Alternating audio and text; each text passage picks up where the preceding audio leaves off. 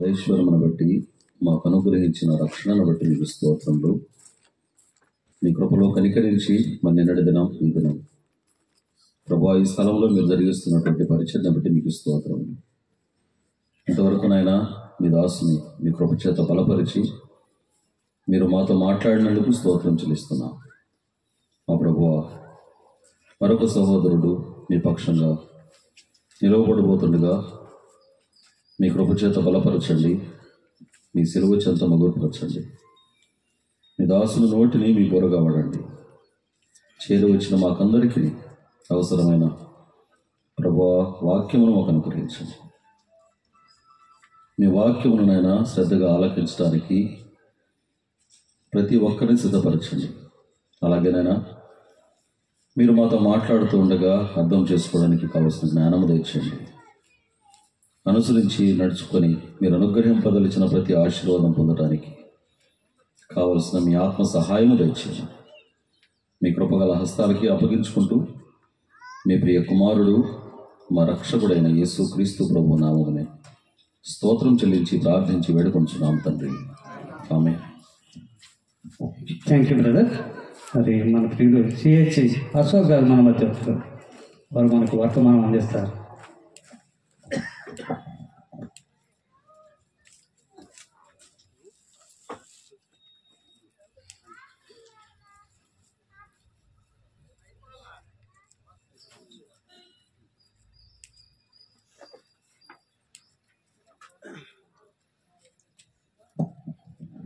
ప్రభునందు ప్రియమైన సహోదరులారా, మన ప్రభువును మన రక్షకుడైన యేసు ప్రభు వారి యొక్క ప్రశస్తమైన నామంలో మీ అందరికీ కూడా ఈ సాయంత్రం సమయంలో ప్రేమ వందనాలు తెలియజేస్తున్నా. ఇది ఆఖరి కాదు, రాత్రికి కూడా అధ్యక్షుల వారు రాత్రికి కూడా కూడిక ఉన్నది, సువార్త కూడిక. మరి సువార్తను వినిపించడానికి కొందరినైనా ప్రభు యొద్దకు నడిపించడానికి ప్రయత్నించండి. గొప్ప దైవజనుడైన పేతురు మరి ఒక గొప్ప దైవజనుల చేత నడిపించబడినాడు. ఆంధ్ర అప్పటికి చాలా చిన్నవాడుగా, ఎవరికి తెలియని వాడుగా ఉన్నాడు. కానీ ఒకసారి బలమైన దైవ సేవకుడైన పేతురును పరిచయం చేశాడు. నీ ద్వారా ఎంత మంచి భక్తులు పరిచయం చేయబడతారో ప్రభువుకు నాకు తెలీదు, నీకు తెలియదు. కానీ మన ప్రయత్నం మనం చేస్తుంటే ప్రభువు మనలను ఏదో ఒక పనిలో ఉపయోగిస్తాడు. తద్వారా ప్రభువుకు మహిమ, మన ఆత్మీయ జీవితానికి క్షేమము, దీవెన కలుగుతుంది. నమ్మిన ప్రతి ఒక్కరు దానిని అనుసరిస్తున్నారు. కూర్చున్న నీవు నేను కూడా ప్రతి విషయంలో అలాగ ఉండాలని ప్రభువు మాట్లాడడానికి ప్రయత్నిస్తుండగా మన మనసు పెడదాం. ఈ సాయంత్రపు సమయంలో మరొక వాక్య భాగాన్ని ఫిలెమోను పత్రికలో చదువుకొని ప్రార్థన చేసుకుందాం. అపోస్తుడైన పౌలు ఫిలెమోనుకు రాసిన పత్రిక ఉన్నటువంటి 1వ అధ్యాయంలోనే 4-6 వచనాలు కలిసే ఉన్నాయి. చదువుకుందాం. నీ ప్రేమను గూర్చి ప్రభు అయిన యేసు ఎడల సమస్త పరిశుద్ధుల ఎడలను నీకు కలిగి ఉన్న విశ్వాసమును గూర్చి నేను విని నా ప్రార్థనల యందు నీ నిమిత్తము విజ్ఞాపనము చేయుచు ఎల్లప్పుడూ నా దేవునికి కృతజ్ఞతాస్తుతులు చెల్లించుచు క్రీస్తును బట్టి మీ అందున్న ప్రతి శ్రేష్టమైన వరము విషయమై నీవు అనుభవపూర్వకముగా ఎరుగుట వలన ఇతరులు నీ విశ్వాసమందు పాలివారు అనున్నది కార్యకారి కావాలనని వేడుకొనుచున్నాను. సహోదరుడా, పరిశుద్ధుల హృదయములు నీ మూలముగా విశ్రాంతి పొందినందున నీ ప్రేమను బట్టి నాకు విశేషముగా ఆనందమును ఆదరణయు కలిగెను. ఒక చిన్న మనవి, ఇక్కడ ఎవరైనా బాక్స్ దగ్గర కూర్చున్న వాళ్ళకి ఇబ్బంది లేకుండా అక్కడ మైక్ సిస్టమ్ ఉండేవాళ్ళు కొద్దిగా గమనించండి. నాకు ఒక లిటిల్ రిక్వెస్ట్ వచ్చింది, అన్న బాక్స్ దగ్గర కూర్చుంటున్నాము, చాలా రీసౌండ్గా ఉందని. అటు ఉన్న వాళ్ళు తప్పించండి, దగ్గర కూర్చున్న వాళ్ళ కొరకు అనుకూలంగా సిస్టమ్ వారు కూడా చూడాలని ప్రేమతో తెలియచేస్తున్నాం. ఉదయకాలం నుండి నిన్నటి దినం నుండి మనము ఫిలెమోను పత్రికలో ఉన్న విషయాలను ఆలోచన చేస్తూ ఉన్నాం. మొదటి 3 వచనాల్లో there is a family man Philemon. కుటుంబమునకు సరి అయిన తండ్రిగా, సంఘమునకు సరి అయిన పెద్దగా ఉన్న ఫిలెమోనును చూశాం. 3 వచనాల్లో మనము ఫ్యామిలీ మ్యాన్ అనే విషయాన్ని మనం చూడవచ్చు ఇంగ్లీష్లో. There is a faithful man in the love of God, in the faith of God. విశ్వాసంలో, ప్రేమలో అతడు నమ్మకమైన వాడు అనే మాట మనము అర్థం చేసుకోగలం.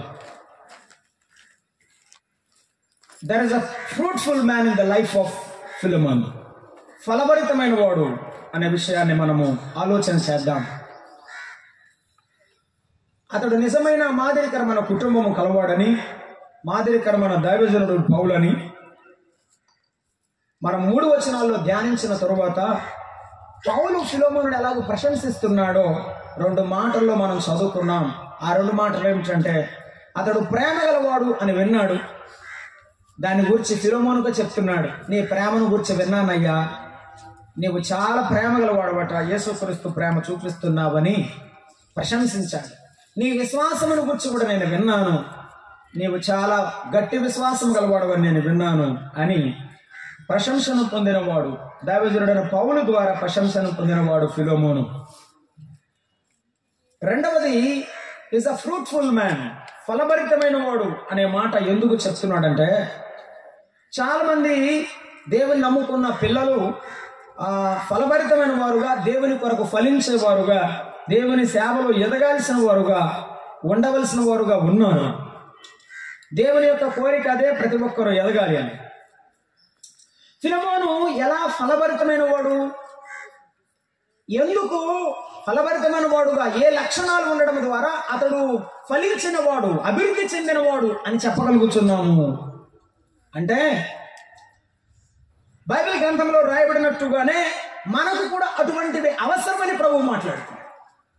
ఏం అవసరం అంటే, చూస్తున్నాడు, క్రీస్తును బట్టి అన్నాడు అక్కడ. క్రీస్తును బట్టి 6వ వచనం చివరిలో, మీ అందున్న ప్రతి శ్రేష్టమైన వరము విషయమై నీవు అనుభవపూర్వకముగా ఎరగాలి అన్నాడు. నిన్ను బట్టి కాదు, నన్ను బట్టి కాదు, వ్యక్తులను బట్టి కాదు, యేసు ప్రభువును బట్టి ఆయన మహిమ కొరకు నువ్వేమవ్వాలి, ఎదగాలి. ఎదిగేది ఎలా అంటే, కాకతాళీయంగా, శాస్త్రబద్ధంగా, లేకపోతే లోకానుసారంగా కాకుండా, ఆచారంగా అలవాటుగా కాకుండా అనుభవపూర్వకంగా ఎదగాలి. నీకున్న ప్రతి వరము విషయంలో, నీకు పాటలు పాడే వరమునదా, ఎదగాలి. వాక్య పరిచర్య వరదా, ఎదగాలి. ప్రార్థన చేసే వరమునదా, ఎదగాలి. నీవు అభ్యాసపూర్వకంగా, there must be a practical life, అభ్యాసపూర్వకంగా నీవు ఎదగాలని ప్రభు మాట్లాడు. సంఘంలో ప్రతి విశ్వాసి నమ్మిన కొత్త దినాల్లో ఉజ్జీవంగా పడతారు, ఉజ్జీవంగా ప్రార్థన చేస్తారు, ఉపవాసం ఉంటారు, ప్రభు కొరకు అప్పగించుకుంటారు. రాను రాను సంవత్సరాలు చొరబడుతుండగా వారి జీవితాల్లో ఏం జరుగుతుందో మనకైతే తెలియదు, కానీ సన్నగిలిపోయారు. కొన్ని సంవత్సరాల క్రితం ఈ సంఘంలో నేనున్నాను, వచ్చేవాడిని, అప్పుడప్పుడు వస్తుండేవాడిని, పేరాల సంఘం నుంచి వచ్చే వెళ్ళుండేవాడిని. కొన్ని ముఖాలు తెలుసు నాకు, అన్ని ముఖాలు ఇప్పుడు లేవు. ఇప్పుడున్న ముఖాలు రేపు ఉంటాయో లేదో తెలియదు. ప్రభు వచ్చేలోపల ఎంతమంది ఉంటారో తెలియదు. అమ్మా, నీవు యేసయ్యను నమ్ముకున్నావు, కానీ నీ విశ్వాసాన్ని ప్రభువుకు కడవరకు కాపాడుకోవడానికి, అభ్యాసపూర్వకంగా అనుభవించడానికి ఉన్నావా? మనసారా పాడుకుంటావా? మనసారా ప్రార్థన చేస్తావా? హృదయమారా ఆనందిస్తావా? అదే నిజమైన పరలోకం, నిజమైన ఆత్మీయమైన ఆనందం, అనుభవం. ఒక ఆయన పాట పాడన్నాడు, నా పాట ఎట్టుందన్నాడు. ఎవరికి కావాలయ్యా? నీ పాట ఎవరు కావాలి? ఆ పాట పాడేటప్పుడు పాటలో నువ్వు చూసుకో, ప్రభువుని చూడాలి. అప్పుడు నువ్వు ప్రభు ఎదుట విరిగిన మనసుతో కృంగిపోయి ప్రభు పాదాలు కలగాలి. అది అనేకులను తాకాలి, ప్రభు కార్యం జరగాలి. అంతేగాని నేను పాడితే ఎవరు వింటారో, నేను చెప్తే ఎవరు వింటారు కాదు. నేను చెప్తే కూడదు, ఆయన మాట్లాడితే వినాలి. అసలు నేను పదం వస్తుందంటే చచ్చిపో. ఆత్మీయంగా నువ్వు ప్రభు దగ్గర పడిపోయి పలకాల్సిన పాటలు అవి. నీవు అనుభవపూర్వకంగా ఎరిగి చేయాలి. అనుభవం అంటే మరొక కోణం, తాజాగా. దైవజనులు ఆరాధన గురించి మాట్లాడుతున్నారు. ఆరాధనలో పాటలు పాడాలి, స్తుతులు చెల్లించాలి. ప్రతి ఆదివారం ఒకే టేప్ రికార్డు ఉంటుంది సంఘంలో. ప్రతి సంఘంలో ఉంటుందో మరి మా దగ్గర ఉందో నాకు తెలియదు. అదే టేప్ రికార్డు, ప్రతి ఆదివారం అదే టేప్ రికార్డు. ఎందుకు తాజాగా మాట లేదు, సిద్ధపాట్లేదు. ఆరాధనకు వచ్చేటప్పుడు ఏ కీర్తనల ద్వారా దేవుడిని హృదయాన్ని తాకుతున్నాడో అదే కీర్తనలు ఎత్తుట. ఏ మాట ద్వారా దేవుడు నిన్ను తలంచాడో, నిన్ను పలకరించాడో అదే తలంపులతో ఆరాధనలో ప్రభువును పైకెత్తుట. కనపడడం లేదు. అసలు చదివితేగా, ఇంటి దగ్గర కూర్చొని పాడుకుంటేగా.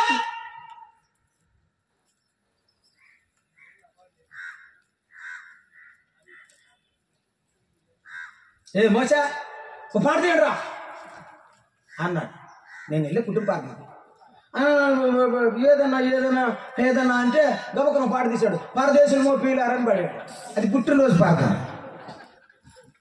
ఈ పక్కనే ఊర్లే పేరుంది కానీ ఏంటి మనసు సిద్ధంగా లేదు.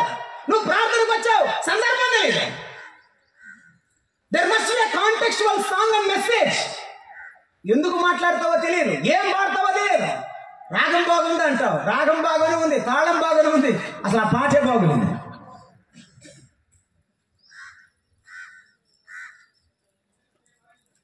ఆరాధనకు సందర్భంగా వస్తున్నప్పుడు ఆ భయం, ఆ వణుకు, ఆ దేవుని పట్ల విరిగిన మనసు రావడానికి ముందుగా సిద్ధపడ్డాం.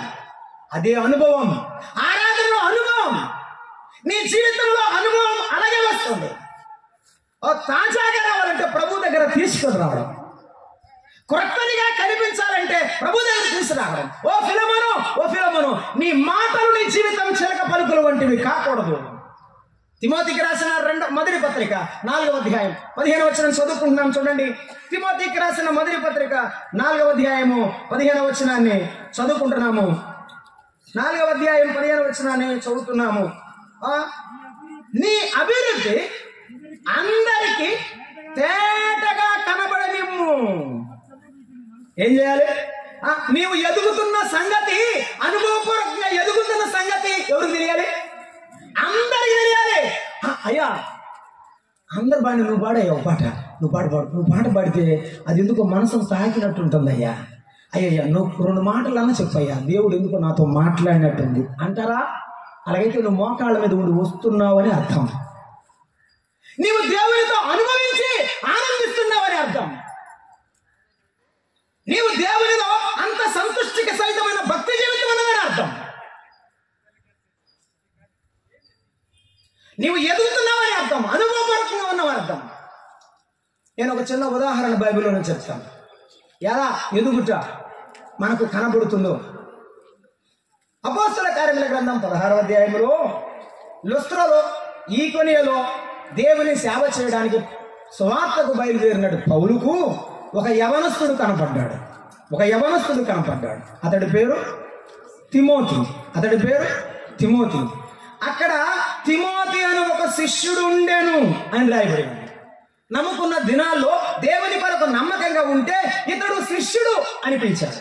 ఏమని పిలిచారు? శిష్యుడు అని పిలిచారు. తిమోతికి రాసిన మొదటి పత్రిక 1వ అధ్యాయము 18వ వచనంలో పౌలు భక్తుడు సంబోధిస్తున్నాడు. నా కుమారుడు అయిన తిమోతి అన్నాడు. దైవజనుడికి ఇష్టంగా మారిపోయాడు. ఇది అనుభవం. నీ అనుభవంలోకి వస్తే నీలో మార్పు వస్తుంది. నీలో మార్పు వస్తే ప్రజలు గుర్తిస్తారు, ప్రభువు గుర్తిస్తాడు. ప్రజలు గుర్తించకపోతే పర్లేదబ్బా. నా కుమారుడు అయిన తిమోతి అని పిలిచాడు.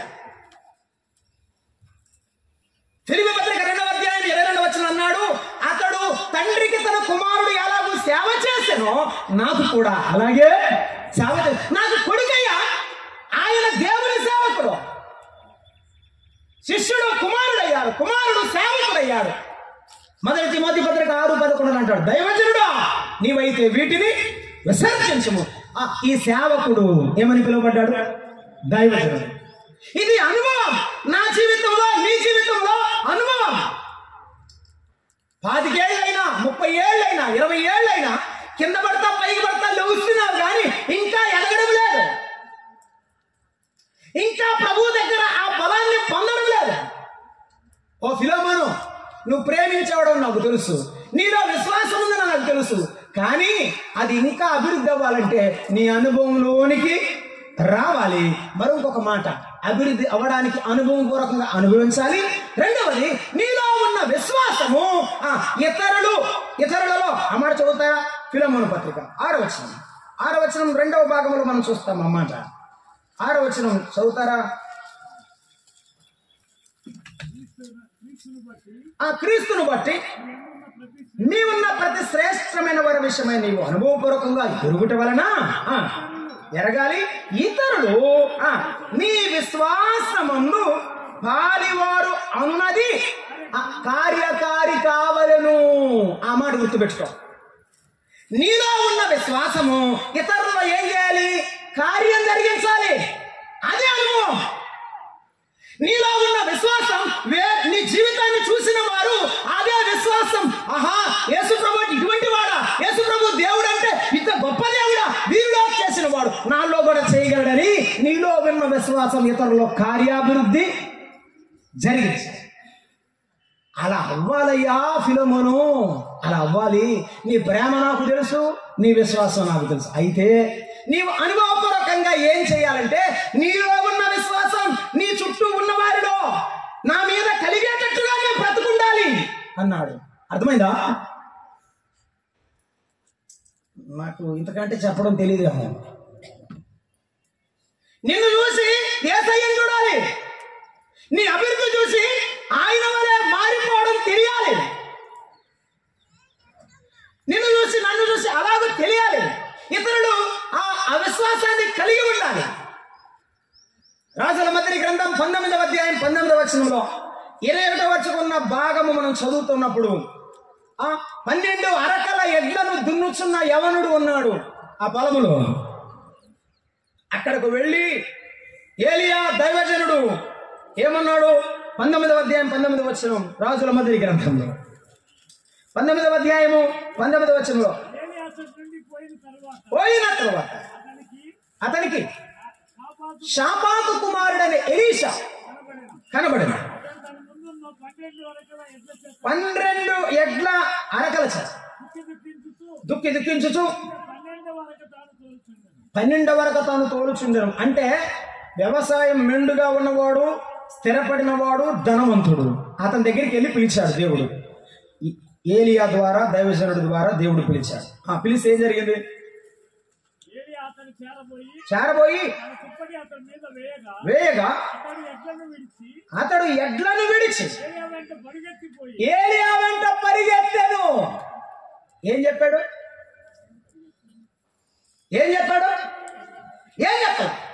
దుప్పటి తీసి ఆయన భుజం మీద వేశాడు. అంతే.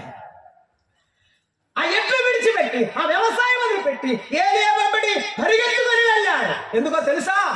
ఆహాబుని ఎదిరించడానికి నిలబడిన వాడు విశ్వాస వీరుడు, యజమానుడు ఎదిరించడానికి నిలబడిన వాడు అర్థమైంది. ఈ విశ్వాసంతో దేవుని పట్ల భయంగా భక్తి కలిగి నిలబడినటువంటి వ్యక్తిని, విశ్వాసాన్ని చూసిన వాడు ఎలీషా. ఏలియా 8 అద్భుతాలు చేస్తే ఎలీషా 16 అద్భుతాలు చేయనట్టుగా లోబడిన వానిగా కనబడ్డాడు. దేవుని విశ్వాసమును వెంబడించాడు. ఏలియాలో ఉన్న విశ్వాసం ఎలీషాలోనికి ప్రవేశించినట్లుగా ఏలియా జీవితమే ఒక మార్గదర్శకం. నా జీవితం సంఘ బిడ్డలకు మార్గదర్శకం అవ్వాలి. నా జీవితం నా బిడ్డలకు, నా భార్యకు, నా అన్నదమ్ములకు అవ్వాలి. అవుతుందా? నా విశ్వాసం ఇతరులో కార్యరూపం దాల్చుతుందా? ఎప్పుడు చెప్పా? ఆయనకి ఎప్పుడు చెప్పా? ఒరే ఎగ్జామ్ పోతున్నావు, ప్రార్థన చేసుకొని పోరా, ఏసై ఎత్తాడని చెప్పా? నీకుంటే నమ్మకం వారికి చెప్తావు. పోయిన తర్వాత చెప్తావు, అయ్యా మా అబ్బాయి ఎగ్జామ్ పోయాడు, ప్రార్థన చేయ్యా. ఇంకెందుకు పోయాడుగా? రాసి వచ్చినాక చెప్తారు కొంతమంది, రిజల్ట్ బాగా రావాలని. Sorry to say this all because they have been happening in the society. Present జరుగుతుంది అదే. దేవుని నామానికి విలువలేదు.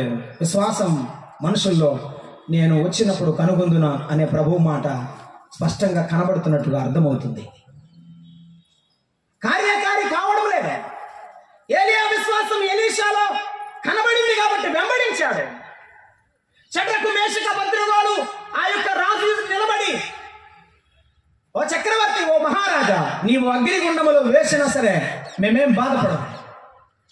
మా దేవుడు మమ్మల్ని రక్షించగలిగిన సమర్థుడు. ఒకవేళ రక్షించకపోయినా పర్వాలేదు, నీవు వేస్తే వేయమని చెప్పాడు. ఆ మాటలు విన్న ఆ రాజు యొక్క గుండె, నెబుకద్నెజరు రాజు యొక్క గుండె మార్చబడింది. దేవుడు పరిస్థితులను మార్చాడు. నీ విశ్వాసం నీ ఇంటి పరిస్థితులు మార్చడానికి సిద్ధమైతే అది అనుభవపూర్వకంగా ఎరగాలి. నీ భర్తకు చెప్పు, అయ్యా నా జీవితం మార్చిన దేవుడు నిన్ను కూడా మారుస్తాడు, మనల్ని మారుస్తాడు, మన పరిస్థితులు మారుస్తాడు. ఎప్పుడు? నీలో బలంగా ఉన్నప్పుడే చెప్పగలవు. నీలో శక్తివంతంగా దేవుని కార్యాలు జరుగుతుందనే విశ్వాసం ఉంటే చెప్తావు. లేకపోతే ఏం చెప్తా? నీలో ఉన్న విశ్వాసం ఇతరులో కార్యకారి కావాలి. ఫిలోమోను, ఇప్పుడు ఒనేసిముకు అన్నం పెట్టడం తెలుసు, సహాయం చేయడం నీకు తెలుసు, కానీ ఇప్పుడు శత్రువు లాంటి ఒనేసిము నీ ముందుకు రాబోతున్నాడు. క్షమిస్తావా? క్షమిస్తానయ్యా, నీ వాక్యం నెరవేరుస్తాను. చేర్చుకుంటావా? చేర్చుకుంటానయ్యా, నీ వాక్యం నెరవేరుస్తాను. ఆ విశ్వాసం నేను ఎప్పటికీ కోల్పోను. సిద్ధమేనా? అదే విశ్వాసం కోల్పోకుండా బ్రతకడానికి సిద్ధమేనా? ఇది కార్యకారి కావాలి. ఇది కార్యకారి కాకుండా ఉండలేం మనం. యేసు ప్రభు వారి యొద్దకు పాపాత్మురాలు తీసుకుని వచ్చారు. యేసు ప్రభు వారు వారందరితో మాట్లాడుతుంటే వారందరూ వెళ్ళిపోయారు. పాపాత్మురాలి గుండె మార్చబడింది. అక్కడికి వచ్చి రాయి వేద్దామన్న వారు వేయకుండా తిరిగి వెళ్ళిపోయారు. ఎవరిని చూసి? యేసు ప్రభువుని చూసి. యేసు ప్రభువుని చూసి. నేను ఒకప్పుడు కొన్ని విశ్వాస పుస్తకాలు కొనుక్కొని చదువుకుంటూ ఉండేవాడిని. చదువుని బట్టి సరిగా చదవలేని బుద్ధిహీనత. ఇప్పుడు అప్పుడప్పుడు ఒక్కొక్క బుక్ తీసి చదువుతా ఉన్నాను. సాధు సుందర్ సింగ్ గారు బుక్ చదువుతా ఉన్నాను. చదువుతా ఉన్నప్పుడు ఆయన జీవితంలో ఎగలేగా చదివింది. సౌత్ ఆఫ్రికాలో జార్జ్ ఎలియట్ అనేటువంటి ఒక భక్తుడు ఉన్నాడు. ఆయన నరమాంస భక్షకుల మధ్య సేవ చేశాడు. ఆ మనుషులను చంపి తినే మనుషుల మధ్య సేవ చేశాడు. అక్కడ ఎబెట్ అనే ఒక పెద్ద నరమాంస భక్షకుడు, దేహదారుఢ్యం పెద్దగా ఉన్నవాడు ఉన్నాడు. ఆయన భార్య, 2 పిల్లలతో సేవకి వెళ్తే అక్కడే సువార్త చెప్తున్న జార్జ్ ఎలియట్ను కొట్టి చంపి 2 కాళ్ళు చీల్చి భార్య ముందు, పిల్లల ముందు ఒక తొడ తింటా ఉన్నాడంట. భార్య ఏడుస్తుంది, పిల్లలు ఏడుస్తున్నారు. చంపేశాడు, చచ్చిపోయాడు, తినేశాడు. మరుసటి రోజు అందరూ ఆ ఉన్న శల్యాలు కొద్ది గొప్ప ఉంటాయి కదా, అవి తీసుకెళ్ళి సమాధి చేసి ప్రార్థన చేశారు. మరుసటి రోజు ఆ అక్క, ఆ సేవకుని భార్య ఎబేట్ దగ్గరికి వెళ్ళి, ఎబేట్, దేవుడు నిన్ను ప్రేమిస్తున్నాడు, ఈరోజు భోజనం మా ఇంట్లో తింటావా అని అడిగిందట. మనసాక్షి లేనోడు కదండి, పాప భయం లేనోడు, దేవుని భయం లేనోడు, తప్పు ఒప్పు అని తెలియకుండా పశువులాగా బతికినోడు, తెలియదు కదా. రేపు వస్తాయి బా అన్నాడట. మరుసటి రోజు అక్కడికి పోయి భోజనం చేశాడు, తిన్నాడు. అన్నం తినేటప్పుడట పిల్లలు ఏడుస్తున్నారు. ఆమె ఏమో కన్నీళ్లతో కూర్చుని ఉంది, అన్నం తింటున్నాడు. అన్నం తింటా వీళ్ళకి తినడానికి ఆహారం కూడా లేదు. వాళ్ళకి తల్లి లేడు, ఈమెకు భర్త లేడు. నా వల్లే కదా ఇంత బాధ వచ్చింది, ఇది మంచిది కాదు. పాస్టర్ మా ఒక మాట చెప్తాను, నువ్వేమన్నా అంటే అన్నాడు. ఏమిటి బే అంటే, 2 చేతులు పట్టుకున్నాను, క్షమించమ్మా, నేను చేయకూడని పొరపాటు చేశాను అన్నాడట. ఆ మందట, నా యేసయ్య ప్రాణాన్ని ఎప్పుడో తీసేశారు నా కోసం. నా భర్త ప్రాణం, నా ప్రాణం పోతే మేము ఇక్కడే బతుకుదామని వచ్చాము ఈ బయట అందట. ఆ రాత్రి ఇంటికి వెళ్ళి ఎక్కి ఏడ్చి ఎబెట్ మారు మనసు పొంది దైవ సేవకుడై ఇంటర్నేషనల్ స్పీకర్ గా తిరుగుతూ జార్జ్ ఎలియట్ గురించి చెప్పాడు. బతికున్నప్పుడు ఎంతమందిని సంపాదించాడో తెలియదు, కానీ చనిపోయిన తర్వాత ఆయన సాక్ష్యం ద్వారా ఎబెట్ తిరిగి చెప్పడం ద్వారా అనేకులు నమ్ముకున్నారు. కొన్ని వందల సంఘాలు ఏర్పడ్డాయని చెప్పాడు. నా మట్టుకైతే బ్రతుకుట క్రీస్తే, సావు అయితే లాభం అంటే అర్థమిదే. విశ్వాసము అనుభవపూర్వకంగా అనుభవించే జీవితమై ఉండాలి. నీవు ఎంతమంది ఈ విశ్వాసం ద్వారా అనేకులను నక్షత్రం వలె ఆకర్షిస్తున్నావో నాకు తెలియదు. నీ ఆఫీసులో ఎంతమందికి సువార్త చెప్తున్నావో, నీ ఇంటిలో నీ పిల్లలకు, నీ బంధువులకు, నీ తోబుట్టులకు ఎంతమందికి సువార్త చెప్తున్నావో, కూర్చున్నప్పుడు దేవుని గురించి ఎప్పుడు చెప్తున్నావో, నీ విశ్వాసం ఎలా ఉందో పరీక్షిస్తున్నాడు ప్రభువు. అమ్మా, నీలో ఉన్న విశ్వాసం ఇతరులో కార్యాభివృద్ధి జరిగించాలి ఫిలోమోను అని మాట్లాడు. ఆయన గురించి కాదు, చదువుకొని వెళ్ళడానికి కాదు, నా గురించి, నీ గురించి, మన గురించి మనము ఆలోచన. 7వ వచనాన్ని మనం చూస్తున్నాం. 1, మనము అనుభవపూర్వకంగా ఎరగాలి, తిమోతి వలె అంచెలంచెలుగా ఎదగాలి. 2, మనలో ఉన్న విశ్వాసం ఇతరులో కార్యరూపం దాల్చినట్టుగా ఏలియా వలె, షడ్రకు మేషకు అబేద్నెగోల వలె, మన ప్రభువుని యేసుక్రీస్తు వలె మన జీవితం ముందుకు సాగాలి అని ప్రభువు మాట్లాడుతున్నారు. 7వ వచనం, ఫిలెమోను పత్రిక 7వ వచనాన్ని కూడా మనం చదువుకున్నాం. చూడండి. సహోదరుడా, పరిశుద్ధుల హృదయాలు నీ మూలముగా విశ్రాంతి పొందుచున్నవి అన్నాడండి. ఈనాడు జరుగుతున్న పరిచర్యలో, సేవలో కనబడేవి చాలా ఉన్నాయి, కానీ ఇది లేదు. ఏది లేదు? ఆదరించే పరిచర్య. ఏం లేదు? ఆదరించే పరిచర్య లేదు. ప్రసంగం చేసే పరిచర్య ఉంది, చాలా మంది చేయగలుగుతున్నారు. ఒకవేళ కొంతమంది స్వార్థకు వెళ్తున్నారు, పత్రికన్నా ఇచ్చొద్దాంలే ఎట్లా అన్నానే తండోపతండాలుగా వెళ్తున్నారు, కానీ సంఘాలు వెలవెలబోతున్నాయి, విశ్వాసులు కుమిలిపోతున్నారు, బాధపడుతున్నారు. ఎందుకంటే పెద్దలు ఉన్నారు, విస్తారమైన సంఘం ఉంది, కానీ మా ఇంటికి వచ్చి ఎలా ఉన్నారక్క అని అడిగే సేవకుడు లేడు, పెద్దలేని బాధపడుతుంది. నీవు సహోదరుడే కానీ ఆదరించేవాడువేనా? నీవు సహోదరుడే కానీ నీ సహోదరుల ఇబ్బందులు, బాధలు నీకు తెలుసా? ఎప్పుడైనా వారి ఇంటికి వెళ్ళి అడిగావా? ప్రార్థన చేస్తావా? ఆదరిస్తావా? వాక్యంతో ఆదరించేవారు లేరు. చాలా మాటలు చెప్పడం సులువేమో కానీ దాన్ని అనుభవించడం చాలా కష్టం. అక్క, అన్నయ్య ఎలా ఉన్నాడు? పిల్లలు ఎలా ఉన్నారు? తిన్నారా? ఈ నెల జీతం వచ్చిందా? బాగుంటుందా అని అడిగేటువంటి తమ్ముడు నీకు దొరికితే ఎంత ఆనందపడతావు? అటువంటి అన్న ఉంటే, అటువంటి అక్క ఉంటే, అటువంటి పెద్ద ఉంటే, సేవకుడు ఉంటే ఎంత సంతోషం! దివ్యమైన సంఘం. నా ప్రియుడా, సహోదరుడా, అనేకుల హృదయాలు నీ వల్ల నెమ్మది పొందాయి. అఫ్ కోర్స్ ఫిలోమోను నష్టపోయాడు, సొమ్ముమైంది. తన జీవితంలో ఇంటిలో సంఘం పెట్టిన తర్వాత ఎంతో నష్టపోయి ఉండొచ్చు, కష్టపడి ఉండొచ్చు, ఎంత సేవ చేసినా నిరాశ మిగిలి ఉండొచ్చు. కానీ ఒకటి మాత్రం వాస్తవం, దీనులైన సహోదరులను ఆదరించిన మెండైన సహోదరుడు. బర్నబాను వచ్చి దైవ గ్రంథంలో మనం చదువుతాం, అపోస్తల కార్యముల గ్రంథం 4వ అధ్యాయం. అతడు ఆదరణ పుత్రుడు, హెచ్చరిక పుత్రుడు అని అర్థం ఇచ్చే ఆదరణ పుత్రుడు. ఆదరించాడు. ఎవరిని ఆదరించాడు? ఇదిగో ఒకడు దేవుని పిల్లలను చంపుతూ పోతున్నాడు.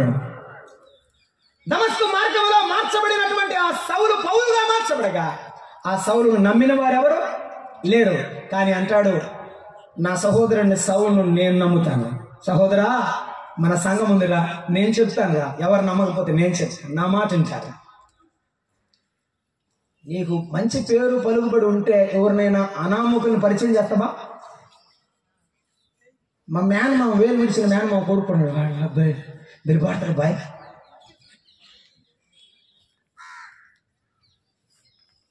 వరాన్ని గుర్తించిన వారిని వాడుకోవడం, దేవుని పని కొరక ఆయన హెచ్చరించడానికి ఇష్టపడితే సంఘం ఇంకా ఇంకా అభివృద్ధి అవుతుంది. లేకపోతే కుసించకపోద్దాం. నా తెలివి వల్ల ఏం కాదు, ఆయన ఆత్మకు లోబడే వ్యక్తుల వల్ల అవుతుంది. నీ తెలివి వల్ల ఏం కాదు. ఆదరించేవారు సంఘంలో ఉండాలి. సంఘ పెద్దలకు నేను నా చేతులు జోడించి మనవి చేస్తున్నాను. గృహదర్శనాలు చేయండి, ప్రతి ఇంటికి వెళ్ళండి, విశ్వాసులను ఆదరించండి. ఆదరణ పరిచర్య లేదు, సంఘాలు వెలవెలబోతున్నాయి. ఒకప్పుడు మా సంఘంలో మా పెద్దలు వృద్ధులైన వారు గృహదర్శనాలు చేస్తూ వెళ్ళిపోయారు. రాత్రి 10:30, 11 గంటల వరకు గృహదర్శనాలు జరిగేవి. పెద్దవారు అయిపోయారు.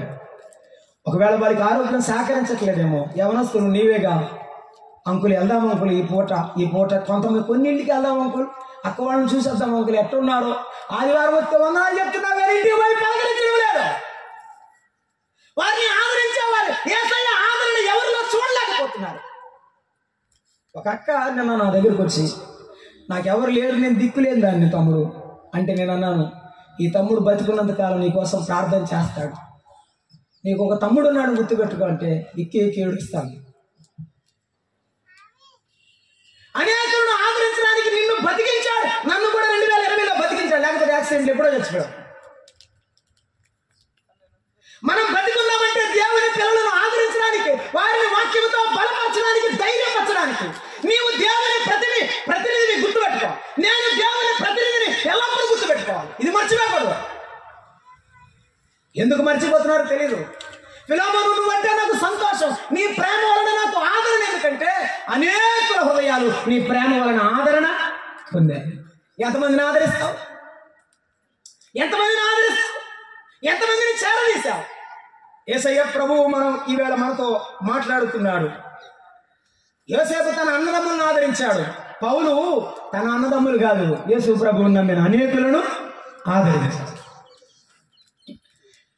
చెరసాలలో చాలా దెబ్బలు తిన్న తర్వాత ఫిలిప్పీ పట్టణంలో బయటకు వచ్చిన తర్వాత పౌలుకు ఒకడు గుర్తొచ్చారు.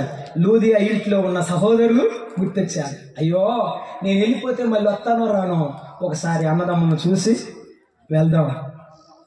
ఒక సందర్భంలో పౌలుని సముద్రం వరకు, నదీ తీరం వరకు తీసుకొని వచ్చి ఓడ మీద సాగనంపడానికి వచ్చి ఆయన అన్నాడు, మరలా మీ ముఖం చూస్తానో లేదో నాకు తెలియదు అంటే, వారు పౌలు మెడ మీద పడి మరి ఎక్కువగా ఏడ్చారు. అన్నదమ్ముల ప్రేమ ఆదరణలో కనబడుతుంది. నీ అన్నదమ్ముడు ఏడుస్తుంటే చూస్తూ ఉన్నావా? నీది దేవుని మనసు కాదేమో ఆలోచించే. వారు బాధలో ఉంటే నీవు కూడా నిలబడి చూస్తున్నావా? అది దేవుని మనసు కాదు. పౌలు మెడ మీద పడి ఏడుస్తున్నాడు, పౌలు కూడా ఎంతో ఏడ్చాడు. వారు ఒకరినొకరు వెడబాసి ఉన్నారు, కానీ పౌలు చెరసాల్లో ఉన్న కూడా వారి కోసం ప్రార్థన చేశారు. నువ్వెన్ని బాధల్లో ఉన్నా ఆదరిస్తుంటే, నువ్వెన్ని కష్టాల్లో ఉన్నా దేవుని సేవను కాడిని మోస్తూ ముందుకెళ్తే నీవు నిజమైన దైవజనుడు అవుతావు, నీవు నిజమైన దేవుని సేవకుడు అవుతావు. ఆదరించండి దేవుని పిల్లలను. ఫిలోమోను ఆదరించేవాడు, మన ప్రభు అయిన యేసుక్రీస్తు ఆదరణ కర్త. ఆయన నిత్యుడకు తండ్రి అయ్యుండి కూడా ఆదరిస్తాడు. ఎక్కి ఎక్కి ఎక్కి ఏడ్చినా వెక్కిరింతల పాలైనా, ఎక్కి ఎక్కి ఎక్కి ఏడ్చినా వెక్కిరింతల పాలైనా, నేనున్నాను భయపడకంటివే, నేనున్నాను భయపడకంటివే, నేనున్నాను భయపడకంటివే, నేనున్నాను భయపడకంటివే. కాదన్నాడు నేను అనాథను, యేసు కాదన్నాడు నేను అనాథను, కన్నీరు తుడుచువాడా, నా కన్నీరు తుడుచువాడా, కాదన్నాడు నేను అనాథను, యేసు కాదన్నాడు నేను అనాథను. నీ సంఘ బిడ్డ గదిలోనికి వెళ్ళి ప్రార్థన చేస్తూ దేవుని వైపు చూసి, అయ్యా నీవు నన్ను విడిచిపెట్టలేదు, నా సేవకుడిని నాకు అన్నదమ్ముడిగా ఇంటికి పంపించా, నా సంఘ పెద్దను నాకు రక్త సంబంధిగా ఇంటికి పంపించా, నువ్వు నన్ను దూరంగా లేవు, నాకు దగ్గరగా ఉన్నావు. నీ సేవకులను చూస్తుంటే, నీ పెద్దలను చూస్తుంటే, నాతో ఉన్న సహోదరులను చూస్తుంటే నీవు నాతో ఉన్నట్టుగానే ఉంది. నన్ను దూరంగా విడిచిపెట్టి వెళ్ళలేదు నాయన, నువ్వెంత ప్రేమ గలవాడు అని దేవుని స్తుతించేటట్టుగా ఆదరించలేవా? చేరదీయలేవా? దగ్గరకు తీసి ప్రేమగా మాట్లాడలేవా? యేసయ్య ప్రేమించినంత కంటే ఎక్కువ ప్రేమించగలమా మనం? యేసయ్య ఆదరించినంత కంటే ఎక్కువగా ఆదరించగలమా? మన వల్ల కాదు. చేతనైనంత చేద్దాం, చేతనంత ఆదరిద్దాం, చేతనంత చేయగలిగిద్దాం, చేయగలిగినంత చేయి చూపుదాం. ఆదరించే ఫిలోమోను అనేకులను ఆదరించాడు, బానిసలను ఆదరించాడు. అది మనం చూస్తున్నాము దేవుని గ్రంథంలో, ఆయన వాక్యంలో మనము ఈ మాటను జ్ఞాపకం చేసుకుంటున్నాం. మొదటి మాట పౌలు పరిచయం మనం చూసాం. రెండవ మాట పౌలు యొక్క ప్రశంస. 3 వాక్యాలుగా మనం ముగించాం. ఈ 2 మాటలు మనం ధ్యానం చేశాం. ప్రభు చిత్తమైతే మరొక మాట పౌలు యొక్క ప్రబోధ. ఆయన చెప్పిన మాట ఏమిటంటే, నీ కొరకు అతని క్షమించుము, అతని కొరకు అతని క్షమించుము, నా కొరకు క్షమించుము. ప్రభు చిత్తమైతే ఈ 3 మాటలు పౌలు యొక్క ప్రబోధలో మనం ఎలాగున ఎందుకు మన కొరకు, ఎందుకు అతని కొరకు, ఎందుకు దైవజనుల కొరకు కొంతమందిని మనం క్షమించాలి, మన కుటుంబాలు మన సంఘాలు ఎలా బాగుండాలో ప్రభు చిత్తమైతే ధ్యానం చేద్దాం. తల వంచండి, చిన్న ప్రార్థన చేద్దాం. అమ్మా, అయ్యా, ప్రభు నీతో మాట్లాడుతున్నాడు. ఈవేళ నీతో మాట్లాడడానికి ఇష్టపడుతున్నాడు. అనుభవపూర్వకంగా ఎరుగుతున్నావా? ప్రార్థనలో, ఆరాధనలో, స్తుతులలో, సేవలో, పరిచర్యలో నీ విశ్వాసం ఇతరుల్లో కార్యకారి అవుతుందా? నిన్ను చూసి కొందరైనా ప్రభు యొద్దకు నడిపించబడుచున్నారా? నీవు ఆదరించే ఫిలోమోనుగా, ఆదరించే సహోదరిగా సంఘంలో ఉన్నావా? ప్రభు పరిశీలిస్తుండగా ప్రభు చూద్దాం, మళ్ళీ మనం దిద్దుకొని ప్రభు నామాన్ని గణపరుద్దాం. దయగల తండ్రి, ప్రేమగల ప్రభువా, మీకు స్తోత్రములు.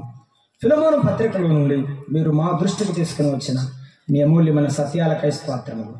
ఇంకను మాతో మాట్లాడమని ముందుకు నడిపించు. క్రీస్తు యేసు నామమున ప్రార్థన చేసి వేడుకొంచున్నాం తండ్రి, ఆమేన్. అందరికీ ప్రేమ. చక్కటి వర్తమానం అందించిన ప్రియులు అశోక్ గారికి మనందరి తరఫున ప్రేమ వందనాలు తెలియజేస్తున్నాను. చిన్న ప్రకటన చేసి గమనించండి. బాప్తిజం తీసుకునేవారు శ్రీలక్ష్మి, కళ, పెరిసి, ఇంకా ఎవరైనా బాప్తిజం తీసుకునే ఆశలు ఉన్నారు దయచేసి మందిరం వద్ద జయబాబు గారు వేసి ఉన్నారు. మీరందరూ జయబాబు దగ్గర కలవాలని ప్రేమతో మనం చేస్తున్నాం. మరి మనందరూ కూడా స్థానిక సంఘం ప్రియులు ఈరోజు టీకి బదులు పాయసం ఏర్పాటు చేసి తెలిసి మీరందరూ మందిరం దగ్గరికి వెళ్ళి పాయసం తీసుకొని మరలా సాయంత్రం 7 గంటలకు కూడికకు మనం అందరం చేరుద్దాం. రాత్రి కూడా 2 దైవాలు మన మధ్య ఉంటారు, 2 వర్తమానం మనకు అందిస్తారని మీకు ప్రేమతో మనం చేస్తున్నాం. అందరికీ ప్రేమ వందనాలు. సాయంత్రం మళ్ళీ 7 గంటలకు ఇదే స్థలంలో మనం చేరిపోతాం. అందరికీ వందనాలు.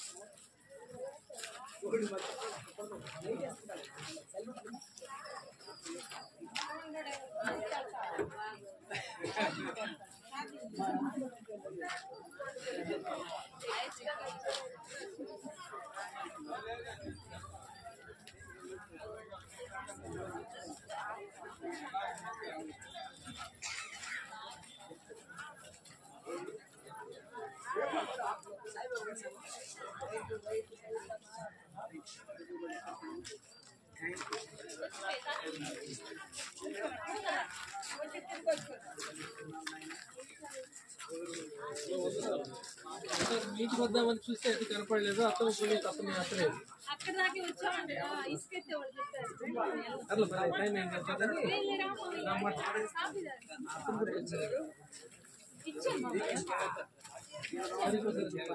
ఇంకెక్కడ వస్తావు? ఇదే బతుకు వెళ్ళటామని వస్తావా? తప్పకుండా వస్తావా? టీ కూడా కట్టండి వెళ్తున్నాము. ఈ రెండు మావయ్య వెళ్దాం. రెండు మావయ్య అయ్యో భలే వాళ్ళు.